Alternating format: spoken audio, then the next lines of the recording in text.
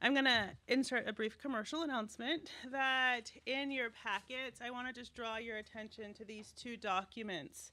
So this is this was just put out today. It's really outstanding. It's from the campaign. It's called Towards Bigger Outcomes, Taking on the Health Determinants of Early School Success.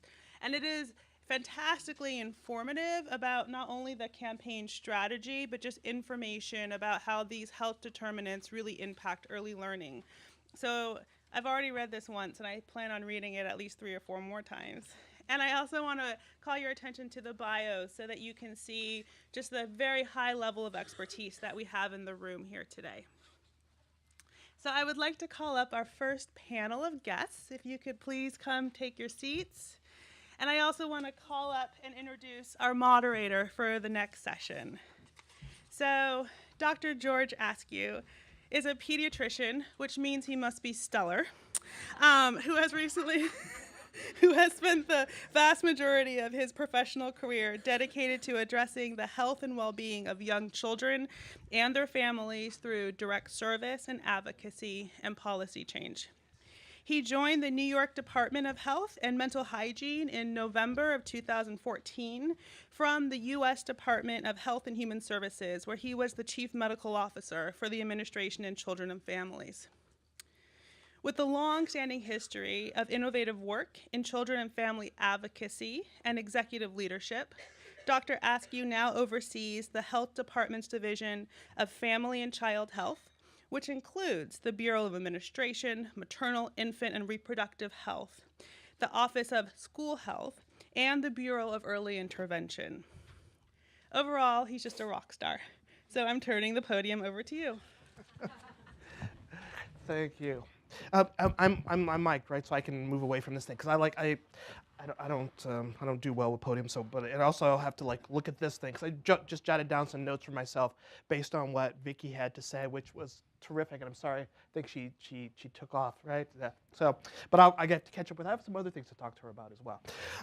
So it's really nice to be back here in DC. I do get here it's usually on the weekends. I'm in New York. I'm based in New York now, but come home on the weekends. My wife's a dean at the University of Maryland, and my daughter just got back from Peace Corps about 3 weeks ago. So we're coming together as a family again sometimes. So thank you for the opportunity to have breakfast with my family this morning. It's really funny. We're hopping into the car, and we all have backpacks on. Everybody's going to work, and my daughter just goes, "This is so weird." So yeah, it's like we're all grown-ups now, and so right. So we all went to work together this morning, and it's also nice to see so many familiar faces that I don't get to see as often as I used to. Although there's a lot of folks here from New York for some reason that I do get to see a lot. I think the first person I saw when I walked in last night was Bernard Dwyer, who's going to be speaking to you later today, and also some of my staff here, Dina. I always want to say Dina, but it's not Dina. It's Abigail Jukes is here with me today.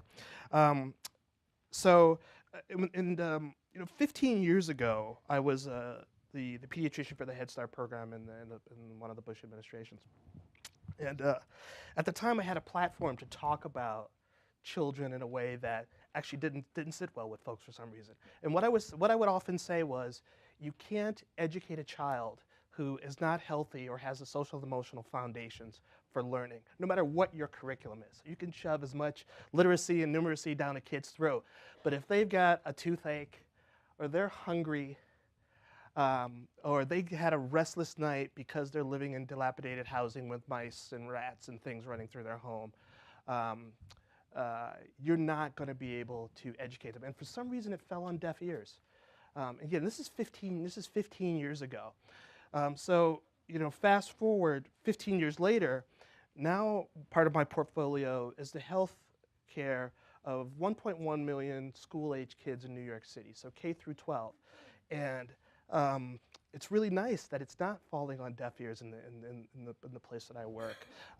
We're talking, we have school-based health centers, school-based mental health centers, reproductive health for kids, which we're moving down to kids in middle school, which I'm sorry to say is actually necessary. I think I mentioned oral health, vision program, asthma program, really thinking about, we can't educate our kids in New York City unless they come to school healthy social emotionally fit, mentally well, and able to learn. And so I'm really excited about the direction that the campaign is taking and really saying health is quite important to the work that we do. I'm really also very excited about the idea of looking at the social determinants of health.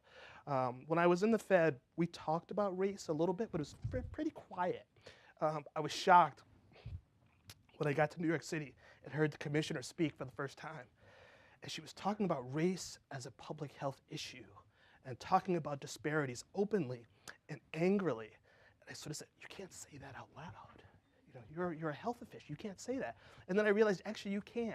So I'm able to say, I'm able to look in communities now and say, you know, babies are dying in the Bronx that are black at a rate that is much higher than babies that are white. And that's wrong, and we can fix that, and we can be very intentional about it, and we can name it. And so when you start to look at the social determinants of health, you have to think about things like structural racism, racism individually, racism as a group, and really talk about it openly and bring it to the forefront, because that's part of what we're challenged with when we're trying to correct some of these issues and correct these disparities. So again, really excited about the direction that the campaign is taking here. You know, your phone goes to sleep and you lose all your notes. I'm happy to hear what I heard, some of the things with CMS. Lots of great stuff happening, really helpful to me, makes my job a lot easier. But there are some issues. 95% of kids having health insurance, tremendous, love that. Having health insurance does not mean you have access to health care. And that's our challenge. So CMS is doing their job and helping us get kids insured. Now we have to get them in, have them seen, get rid of some of these social determinants issues that keep kids out of receiving services. EPSDT, we all love that. It is wonderful. Getting our providers to actually do EPSDT, write it down so that we can get paid for it, because that's what we, you know, it's funny because I was just in a meeting yesterday before I left to come to talk, and was talking to my staff member who runs my nursing program. It says, we're leaving millions of dollars on the table because we are not able to coordinate our billing with the timesheets that go into CMS, and we're literally leaving millions of dollars on the table. It's crazy. So again, that's on us, because CMS has made it possible for us. Maternal depression screening, tremendous. When we started doing it in New York, we're very excited. Then we found that even though we were able to bill for visits that with moms who were coming in to see the kids, there was no billing code. And so initially, moms had to register in the pediatric practice so that they could then become a part of the practice, and then they could be billed for. That's been fixed, but now we still have to get our providers to actually do the screening and recognize, you know, for them, there's just like, well, my patient is the child, my patient's not the parent. So how do we, you know, change that frame? So while CMS is setting us up, you know, they've teed it up for us. Now it's up for us to knock it out of the park, and so that's part of our challenge. But of course, you didn't come here to hear me, so I've spoken quite enough. Sorry to turn my back on you. I'll get back to my notes. There's a stellar panel of folks here who I'm going to challenge with quick responses, 5 to 7 minutes. I'll say 5 to 7 minutes. I'll try to get you to stick to that. Responses to what Vicki had to say, and then offer an opportunity for you to challenge them as well with some of their thoughts. Here we have, and I'm going to leave the bio pieces to you. I'm just going to introduce by name. Paul Dworkin, who's the Executive Vice President for Community Child Health and Connecticut Children's Medical Center. Maria Gomez, who I was good to catch up with again after having, you know, we realized we'd met like years ago when I was doing something else, who's the President and CEO of Mary's Center, and Bertram Lubin, who's the President and CEO of the UCSF Banoff Children's Hospital in Oakland. And so what I'm going to ask of you, and then I'm going to sit down and shut up, in thinking about what Vicki had to say, you know, in your 5 to 7 minutes, what was the most promising thing you heard in her presentation?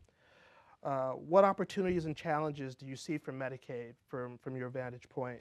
And what guidance would you provide to funders as they consider how best to leverage their leadership, influence, and maybe most importantly, dollars to advance progress in their communities and states? And so, Paul, I'm going to start off with you, if you would. Sure. Thanks very much, George. Good morning, everyone. I'm so pleased and privileged to be here. So thank you for the opportunity. There was so much of promise in Vicki's comments. I'm a pediatrician, perhaps first and foremost. As a pediatrician, hearing a senior Medicaid official talk about the importance of child health services and the opportunities for child health services transformation was so reassuring and validating. Secondly, as we heard, coverage of children is fortunately not an issue. Greater than 95% of children, thanks to Medicaid and CHIP, do indeed have health insurance. However, access, as George mentioned, is an issue, and specifically access to our subspecialty services, but I would also state access to community-based programs and services. Important issues, but coverage is just spectacularly positive. And then the third positive aspect of Vicki's comments were reflected in her statement about our move to innovation. Innovation in health services transformation, innovation specifically in child health services transformation. This is particularly relevant to us because we in fact have the evidence-based innovations that can enable us to be successful in transforming child health services. And furthermore, these innovations are not only relevant to children, they also are prototypes and applicable across the lifespan. Much of promise. Also, not surprisingly, a lot of challenge. So in child health services, we do not have the opportunity to achieve impact as measured by so-called scorable savings. Different from our adult counterparts, we don't have that opportunity. So we tend to focus on the 2 million children, 6% of Medicaid recipients, who expend 40% of Medicaid costs. The opportunity to improve and save dollars there is modest at best. So that's one challenge. A second challenge, the most desirable outcomes for children, I know we would all agree, relate to promoting their optimal healthy development. Those outcomes take years, if not decades, to accrue. Academic success, occupational outcomes. This is a task that requires relentless perseverance. Third challenge, quality health care in isolation contributes only modestly to the outcomes that we are seeking. 10% of promoting children's healthy development is attributable to the quality of the health services that we provide. 90% social and environmental factors, genetics, and behavior. And finally, our need for bookkeeping to demonstrate the return on investment that we are achieving is bewilderingly complex. We know it's there. James Heckman won the Nobel Prize demonstrating the return on investment. But think about it. We make investments in child health, early care and education, and family support. The returns come in such sectors as special education, behavioral health, and the corrections system. Can anyone do the bookkeeping to ascribe those returns to those investments? I don't think so. So given these challenges and given the opportunity to offer recommendations to funding priorities, I am intentionally going to be provocative with the hope of stimulating discussion.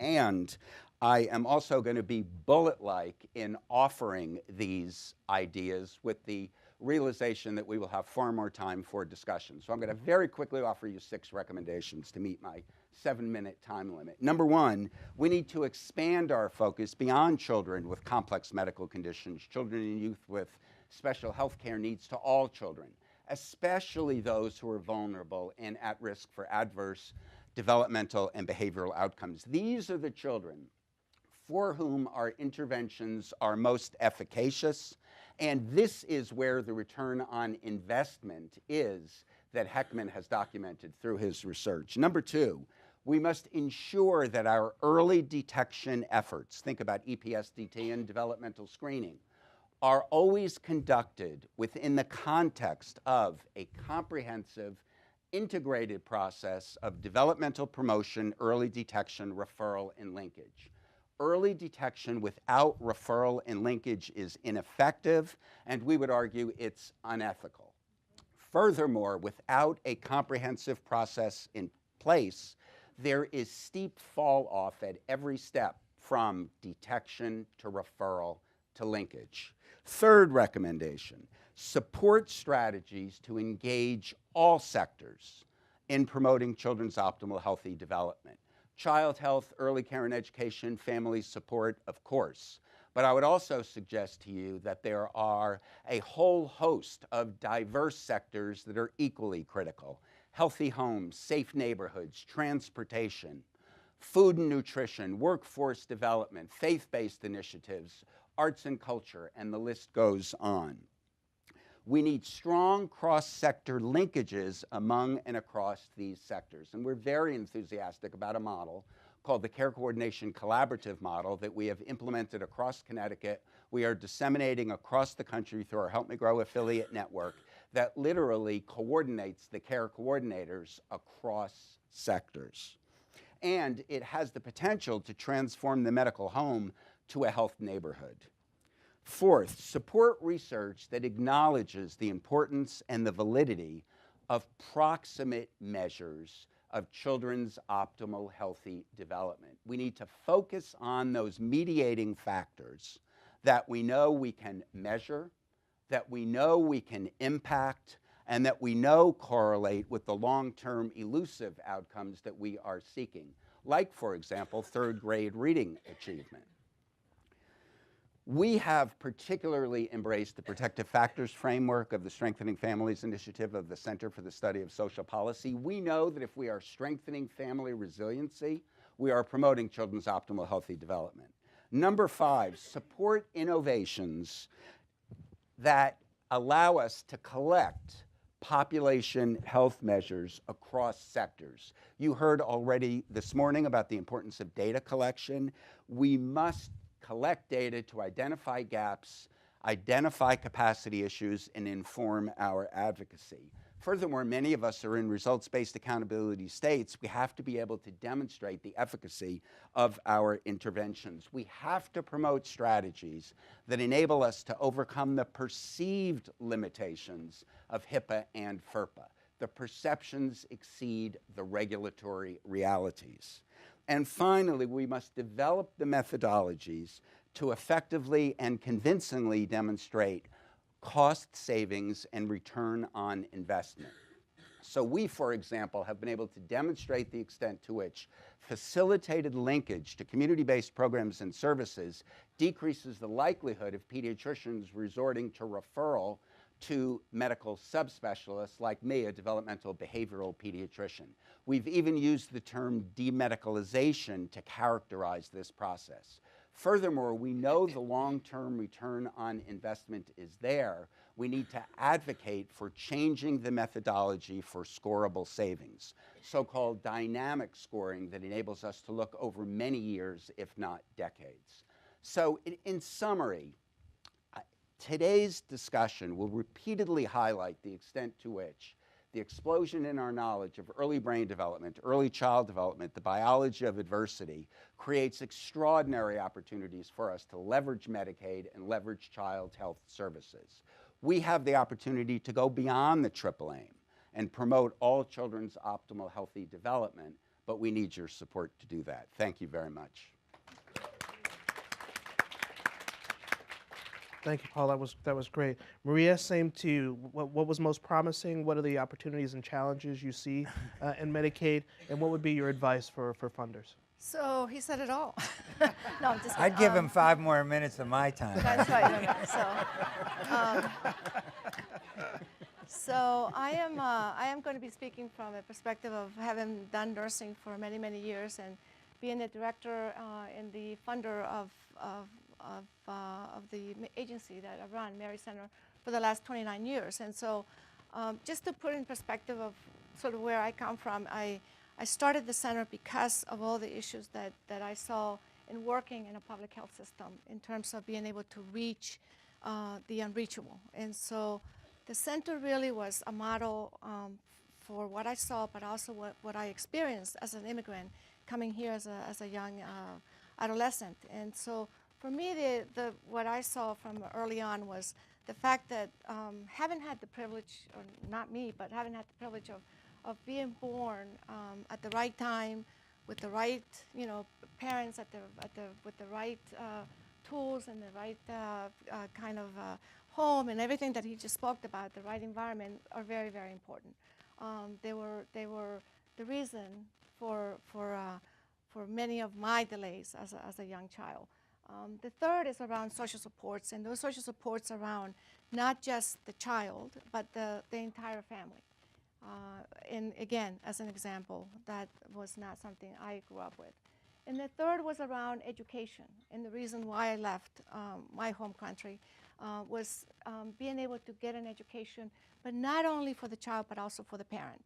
And that, to me, was something from experience. So taking that experience, having worked in the public health sector and moving that into something that was supposed to only be for a few years, and hopefully we could integrate it into the public health sector.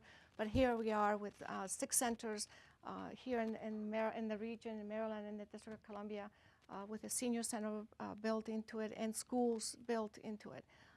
So I think from today's meeting, I think one of the things that I got that I think is beautiful, but I wasn't really, I think, expressed from the work that's being done throughout the country, but not in every state, and that is that we are not taking advantage of the infrastructures that are already in place with federally qualified health centers. And I speak that again from experience. The federally qualified health centers get a certain money, get a certain amount of rewards for the sort of support systems that we have that are not just about health, but they are about social supports. They are about being in public housing, being in schools. So I think that there's a lot of work still that needs to be done in terms of how do we leverage that asset that we have in federally qualified health centers and bringing them and actually into school, based into public health places, and sort of force that relationship in a positive way. So I think that there's a lot of work that needs to be done around that.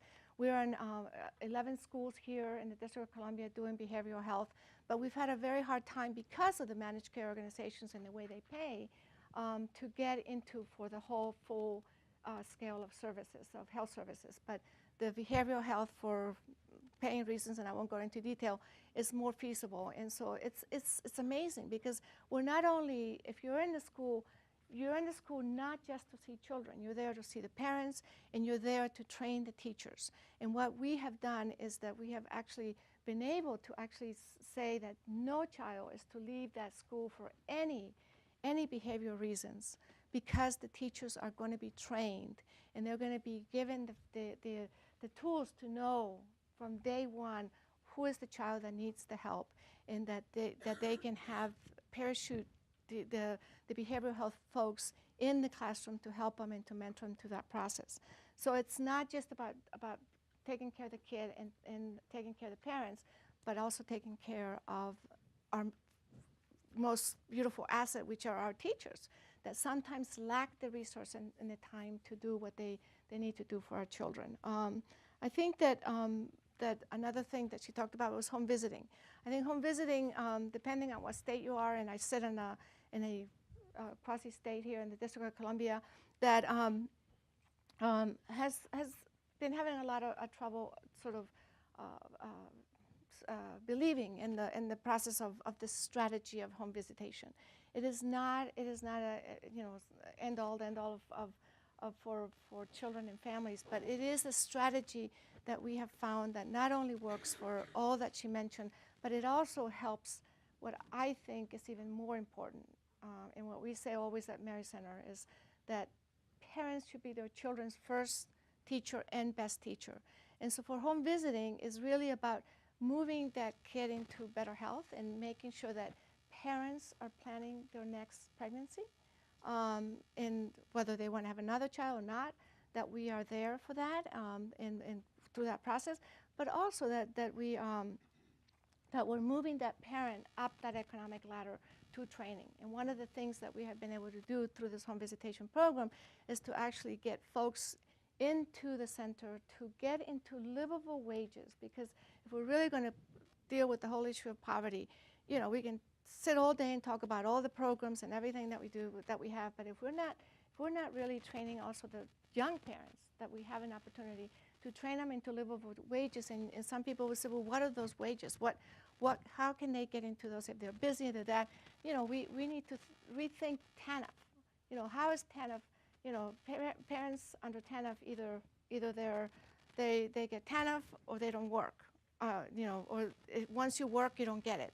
We have to figure out how to deal with TANF so that it comes to the realities that, you know, people still need Medicaid, people still need some resources until they get training. And so for me, the trainings that have been really, that have really put parents at another level is trainings in the medical field and medical assistance. So for some of our parents that are, you know, helping them get their high school degree and then getting them into a medical assistant program, dental assistant program, child development programs, where they then can, once they're in those positions, they can start thinking about, oh, well, I can do Maria's job. She's an RN, and now she runs Mary Center.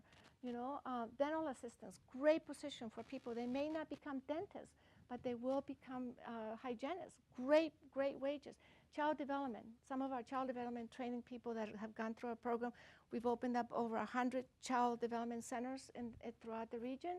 Those people are becoming, in their role, are either becoming teachers or their goal is to become principals and to run the Department of Education. You know, so you start in you know, we laugh and we smile about, wow, that's just a pipe dream. It's not. People are actually there now. And so I also leave funders, and did I run out of time? Are you looking at me? Give me about 30 seconds for funders, and then we'll go on to. Okay, great. So I think that for me is we need, as providers, we need the time, so we need your money, so that providers can actually, the providers that are here today participating in these meetings, my providers can't be here, because if they're here, they're not, you know, we're losing money. So access to all the programs that we and you are going to be talking about today, for those children, let's not forget, even this, you know, we're going to a different administration, but I have a lot of hope. But let's not forget that there are children under DACA, children under temporary visas, that are not qualifying for a lot of this program. So I would really ask you today that there are children of all colors that need your participation, but immigrant children from all over the world are very fearful that they are not even going to have a job now. Livable wages for that I just talked about, those trainings that I just talked about, medical assistance and all that. And I would say that one of the things that we have seen in terms of shooting for the stars is that those funders that have funded LARC, the long-lasting contraception, they have really made a difference in the lives of individuals. You know, young children that are not getting pregnant, and parents that are understanding that this is necessary if children have not chosen not to have sex. And then I would say also, please consider telemedicine. It is an amazing tool to make sure that we deal with people who can't get out, the shut-outs, the shut-ins, that won't come to health centers, won't come to schools for help. Telemedicine for behavioral health and other issues are really important. So I leave you with that, but thank you.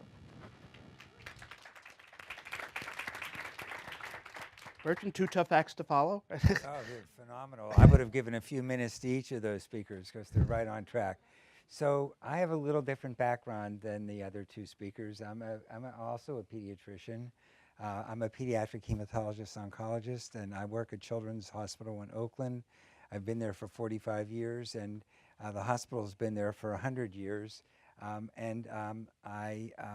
now am the CEO and president of the hospital. So I'm in a position of, well, how's the hospital running? Is it going to survive? We're almost all Medi-Cal. That's because we're in a market that we have Stanford, we have Kaiser, we have UCSF, and everybody's has beautiful facilities like 4-season hotels, and they're drawing the insured patients, which we used to have to pay for the health care we give to the uninsured. So we're left with a population that no one's trying to get our patients, but we really have a commitment to serve our patients. And California stinks when it comes to Medi-Cal reimbursement. It's all for illness. It's not for prevention. So the system is upside down. If we admit a kid with Medi-Cal for illness, we get paid a reasonable fee. Doesn't cover costs, but it's close to it. If we see a patient in prevention, in ambulatory, we get 10 to 20 cents on the dollar of costs. So my board says, how can we do this? And I say, how can we not do this? And so we're faced with the challenge of the payment system. And I love the fact that so many people are insured. There are a lot of good laws in California. We survived a number of things during the recent election that I think have value for California. But the Medicaid reimbursement in the state of California is next to the last of all states, next to the lowest of all states in the United States. And so serving the kids that we serve, undocumenteds have always been served at our hospital. Now there's a law in California that they have access to Medicaid. That's really good. But I think the only thing, and funding from philanthropy is critical, and we write a number of grants, and we get grants in there for 3 to 5 years, and they show great promise, but then they're done. If policy isn't really the driving force, we're really not going to have a long-term impact. And I think it has to be at a policy level. And I think that Paul and Maria both pointed this out. Now, we are fortunate to have a federally qualified health center within our hospital. I think we're the only children's hospital that has an FQHC just for children. We got it because a nurse that worked at Children's who cared about homeless and foster children wrote a grant to HRSA when they were funding centers for homeless and foster children. We got funded, we established best practices, we published a couple books, and then HRSA decided no longer to have these, but gave us a waiver to have an FQHC for just for children. You would think that's a phenomenal thing, but my board's saying you're losing too much money in your FQHC. And there are all the intricacies of billing, of the time it takes, of really intercalating all these services in and not getting paid for it. And so there becomes a time when you say, how can we afford to continue to do this? And so I say to my board, who has hedge funds people and other people that are brilliant, that are big donors to the hospital, that we need, but don't have the slightest idea of what a children's hospital is supposed to do, but they like being associated with a hospital that takes care of low-income families. So we have to deal with that. And the reality is we all have to think about how our hospital is going to survive these kinds of challenges and bring all the things that Paul and Marie said are really a right and that everyone should have access to this. And I think the only way to really do that is the policies there. We're starting a program called the Food Pharmacy because food is health. You know, and we have so many families that don't have access to food. We know that families, certain children, by the second week of a month, start hoarding food at home because they know at the end of the month there isn't going to be food. And those kids go to school. We also know that a lot of the stuff we're talking about that affects reading in third grade doesn't start when you're third grade age. It starts at birth. It starts even prenatally. And so things of incorporating into primary care ways to identify those children who are really not resilient enough for a variety of reasons, many of them social, are identified. And interventions are designed to really prevent the kinds of catastrophes that we see. Because when we recently saw a child in our emergency room that was there for 350 hours, he had tried to kill his grandmother. There was no place to admit him to a hospital. There were only 500 inpatient beds for psychiatric services for children in the state of California, 500 beds. It took us 350 hours to find a place in Utah, and the county is paying $20,000 every 2 weeks to support that kid's inpatient care. That is wrong in this wealthy society that we really can't address mental health needs. So all the things that Paul mentioned and Marie mentioned, we need to do, but it really should be part of what we do, and we really need to figure out how we get reimbursed. We have an EPSDT program. We are losing a lot of money. I'm sure it's because we're not billing correctly. I'm sure we're leaving things on the table. It takes time to do that. And having electronic medical records sounds really cool, but most doctors really hate it because it takes so much time to do and it's confusing. And these social determinant issues are not in the medical record. I mean, they don't go into electronic medical records, so we have no way to monitoring this. So things like that need to be changed. I think a big thing underlying all of this, and I know you all agree, is poverty. So poverty is an underlying driver, and I don't think we've made a lot of difference in the war on poverty since it started. If you're interested, I gave a TED Talk because Dana encouraged me to do it on poverty as a disease of children. And it really reflects a little of our hospital, but it reflects a lot of all your hospitals. So if you look up my name on YouTube as Poverty is the Disease of Children, it's there. But I do think in Oakland, we are trying very hard with our mayor with something called Oakland Promise. And one of the things we've initiated is something, a Brilliant Baby.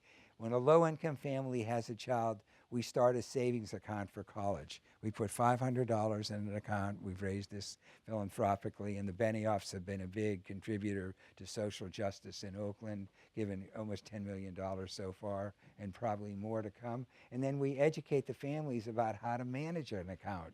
These are families that never had money to manage. And the thought that this is only going to be used for education really has an impact on families. And then when pre-kindergarten starts, we put some more money in. And when kindergarten starts, we put more money in.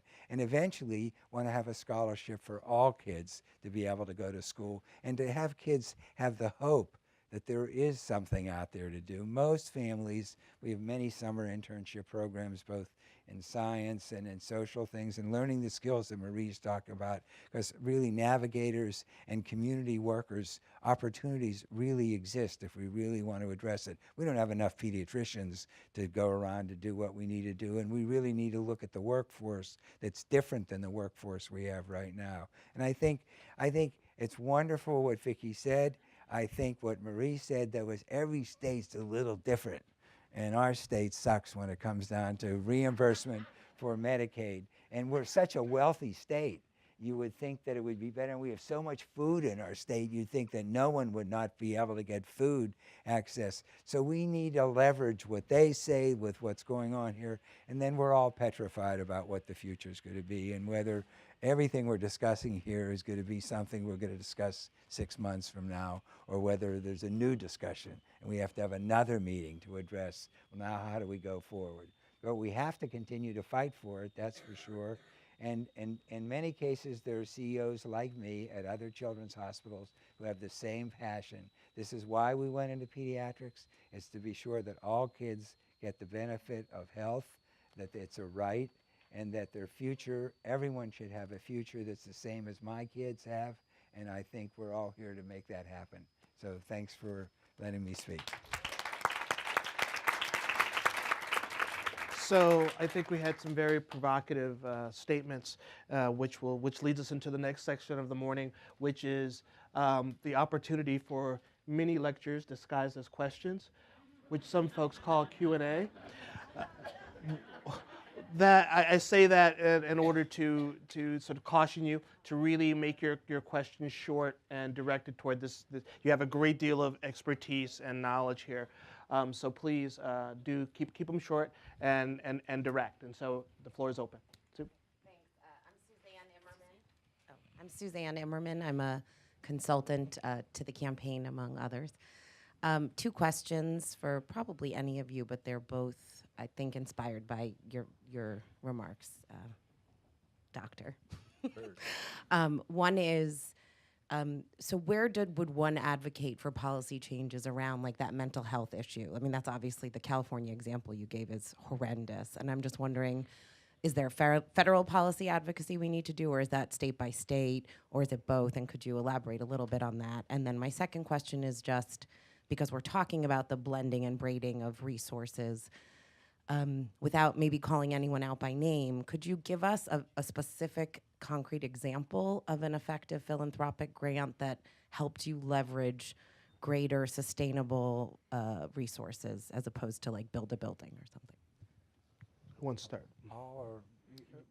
Well, I'll just make 2 quick comments in reference to each of your questions. They were both great questions. We could fill the time available. Number one, Bert gave a very poignant example, but it's not solely a California example, and we could go back and forth as to who has the most horrendous story around children in behavioral health crisis stuck in the emergency department, I assure you. Well, yes, yes.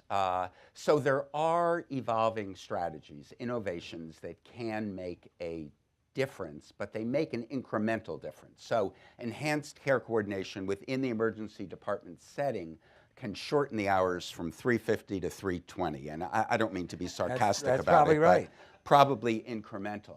The real issue is policy change, and my answer would be both. So on the one hand, I'll give a shout out to our junior senator, Chris Murphy, who is leading the charge for behavioral health parity, and that's very active, very ongoing. He gave us an update on it last week. At the state level, there is the opportunity to blend and braid resources to expand behavioral health capacity. Again, I'll use the Connecticut example where our Department of Social Services, our Medicaid agency, and our Department of Children and Families, our Child Protective Agency, combined financial and administrative resources to meet the needs of children with behavioral health issues, because the reality is they were both serving them, but in duplication, not in a synergistic way. With respect to grants, I apologize for being parochial, but the best example I know of is the funding that we received from the W.K. Kellogg Foundation to establish the Help Me Grow National Center. They were very generous, $2.4 million over 3 years, but they said, we're not going to give you another dime at the end of those 3 years. You need a sustainability strategy. I'd like to think we would be smart enough to do that on our own, but the reality is that was a very strong impetus. So as part of our pre-day one planning, we evolved a business plan that enabled us to move to a membership fee-for-service technical assistance strategy, which Kimberly Martini-Carvel can speak to. She's our executive director and will be speaking this afternoon. But what I'd also point out is Kellogg came back to us and said, we're not going to pay you to replicate Help Me Grow, but we are happy to support the diffusion of innovation across this dynamic network of affiliates, 28, 29 states that you've now established. So that's our favorite example.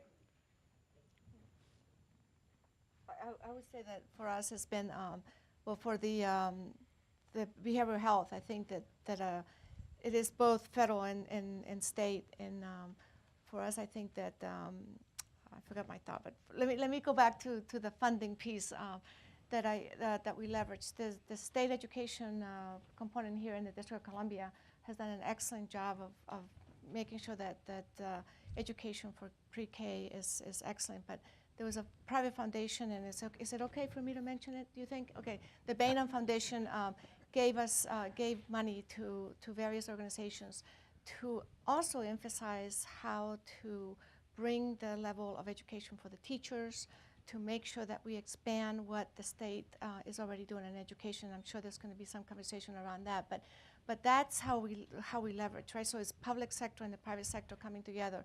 And on the behavioral health, I forgot for a minute. I'll think about it. But there's been some great examples of how the Medicaid expansion has allowed us to see those folks that cannot be seen, and also to make sure that we incorporate behavioral health into primary care so that it's not distinguishable, right? Somebody comes in, they come in to see the provider. Nobody knows what kind of provider. We have had almost 98% people coming into behavioral health visits because they didn't have to go through a behavioral health door. So. I think you've pretty much answered the thing, except we all know there's so many silos, there's so many people doing similar things, and they're not talking to each other, and they're all trying to get funds to support what they do. And I don't know how to change that easily. But we don't even know all the networks. There isn't one website that says these are 20 places that do this, and we should sit down together and talk about it. And I think we all know that because we're all representing different components of this. And maybe this meeting will stimulate how do we really look at it all working together. And that's what I get frustrated by. And I don't have the authority to pull it all together, but I know it exists out there, and I know we may be competing against somebody in a grant application that's doing the same thing we're doing. Why don't we just do it together? And we're a children's hospital. We have a lot of leverage because of that. All right, let's take one more question, and no two-parters. Hello, Bree Pidwani from San Diego. Just a quick question. Has anybody had any success in billing for treatment around trauma for parents or children? I can talk to you about it afterwards. Okay, So we work with the district attorney in Alameda County, who's actually very creative and very capable of supporting our trauma services. And we also have intergovernment transfer arrangements related to trauma in the state of California. I don't know how many of you have ever heard of IGTs.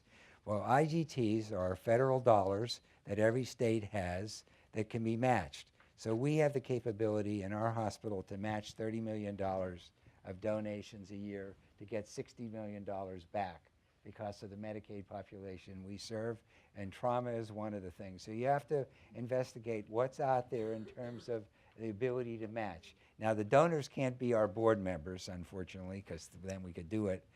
The donors have to be people not in the health system that we buy products from. They have to be individual donors. But when I talk to a donor who wants to support what we do, and I say, rather than give it to us, if you give it to Alameda County, they can send it on to the state sends it to CMS, CMS matches it, and it all comes back to us, and it supports our mission.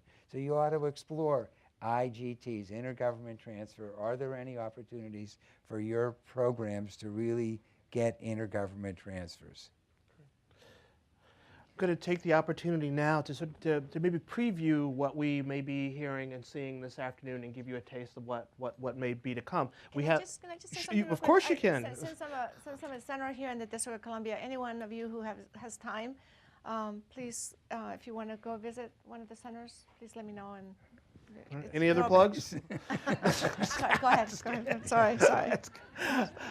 So as I said, we do have the moderators for the afternoon sessions here, so I want to give them sort of 60 seconds to think about, to tell us what they thought about what they heard this morning, and how it might impact their afternoon session. And so Ursula Redding, Rushing, why am I saying Redding? I didn't say Ursula. Oh, there you are. You're on the other side. Okay, great. You were looking for me on your left and I was on your right. So I am Ursula Rushing, and what I was moved to say after this morning is both Vicki Wachino and I used to work for Diane Rowland at the Kaiser Family Foundation.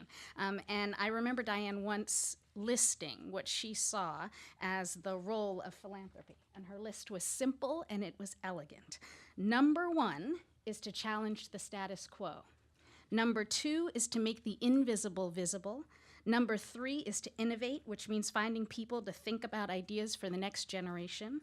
Number 4 is to communicate about successful and unsuccessful models. And number 5 is to take advantage of philanthropy's staying power, which means holding people's feet to the fire to implement the policy change that will bake in many of the things that we're talking about this morning.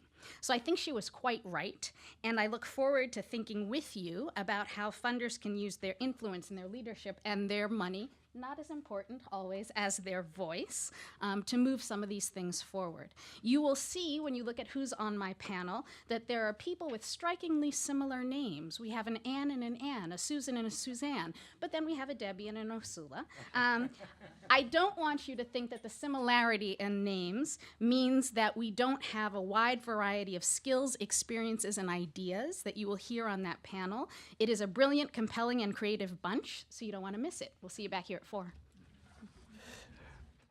We also have Sue Pepin, President and CEO of Virginia Piper Charitable Trust. She's a hard one to follow. I really would just say how excited I am to really think about the final part of, are we going to come out with some concrete, actionable items as a collective group, sharing the network that is here. I'm really here to learn, and I'm really excited. I've already had about 4 pages of notes that I've taken from just this panel. So we also have quite a lineup of people talking about vision health. and systems. And I'm going to relate it back to at least 6 points that, not just yours, but that you all made. So I'm looking forward to it. Great, thank you. And Susan Minnick, from the president of the Mid-Iowa Health Foundation. Good morning. Really looking forward to the learning conversation this afternoon. We've got a great panel geared up for you around healthy early development. And I think I would just echo Asula's comments of busy crafting notes. And I think as funders, we've just got the unique opportunity. Mine aren't as eloquent as Osula's list, but voice, the data and the individual stories, bringing voice to that work. The convening and leveraging. We are a third party that can bring together, we can set a table, not just public-private, but public-private. I think we also have a critical role in innovation, fostering innovation and risk-taking, and then the advocacy that must accompany everything that we're doing across the board. So I think the conversation this afternoon, you'll see we've got a stellar group of individuals to learn from one another, and look forward to having you. We also have joining us Ann Siegel, who's a senior fellow at Child Trends, who I haven't seen in a while, and it was so great to see you this morning. That's true. Yeah, I'm an imposter. I'm no longer a funder. I used to be. I'm filling in. That's basically it. I could only repeat basically the list. I think the one thing that I really felt strongly about as a funder was trying to get the evidence as well. So it's not just to innovate, but actually to test and then to share. And foundations, unfortunately, don't stick in terms of funding. They go away. They never commit. So, while I carried a whole child focus, my funder no longer has a whole child focus. They're back to individual elements. Things change like that. The boards change. The person running it changes. That's the reality. But I think in the end, and I so liked your reality throw in. This panel in the afternoon will also address the fact that it isn't just the funding, it's the lack of providers in the oral health area, big issue. And I think, we were going to explore some of those ways that are being tested right now by some of the best of the funders out there. And now one more friend and colleague who I now seem to see every 2 weeks. Is that right, Debbie? Debbie Chang, who's Senior VP at Nemours. Good morning, everyone. So at our session, we're going to be covering healthy homes, schools, and communities. And I think one thing I really heard here that hasn't been said already, because I appreciate the comments that have been said, is, this is about leveraging Medicaid, this meeting. And so this issue of sustainability is going to be key. And so in our session, we're going to look at both the opportunities and the challenges with sustaining some of the social determinant and prevention work. We're going to have Trent Van Afflen, who's going to talk about pay for success related to Medicaid.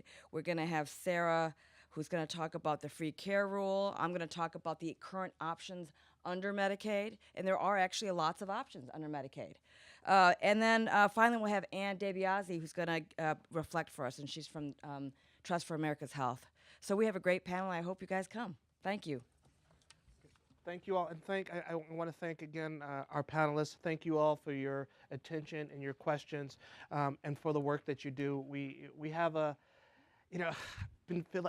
here. There's over 100 years of experience working with children, right? Between us all, and I feel like we're still fighting the same fight. And moving public will, moving political will toward engaging our kids in the way that we should. It's going to continue to be our challenge, and to make it more challenging in the years ahead. So we'll keep fighting the good fight together. So thank you. Well, I know. Right. So everybody, we do not yet have a break. No break. We're doing the miles here, everybody. But I do